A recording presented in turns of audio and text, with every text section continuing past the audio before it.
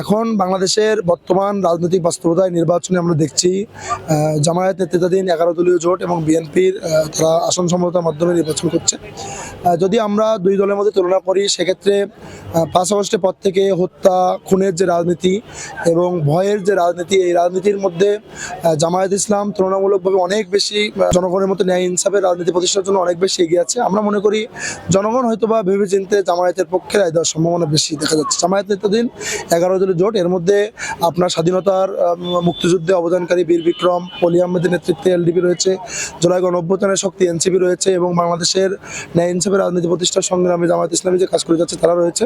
আমার মনে হয় জনগণ এবার 11 দলীয় জোটের পক্ষে রায় দেওয়ার সম্ভাবনা বেশি। আমরা জুলাই গণঅভ্যুত্থানে যেটা ভেবেছিলাম, গণঅভ্যুত্থান পরবর্তী সময়ে চেয়েছিলাম যে একটা শান্তিপূর্ণ সহাবস্থানের রাজনীতি বাংলাদেশ থাকবে এবং দলীয় কন্দলের যে রাজনীতি, এই রাজনীতি আর থাকবে না। এই জায়গা থেকে জামায়াত ইসলামী কিন্তু সবচেয়ে একটা সুশৃঙ্খল এবং সংগঠন হিসেবে তারা নিজেকে প্রকাশ করতে পেরেছে। এই জায়গা থেকে মনে হচ্ছে বাংলাদেশের মানুষ শান্তি এবং নিরাপত্তার জন্য জামায়াত ইসলামকে বেছে নেবে।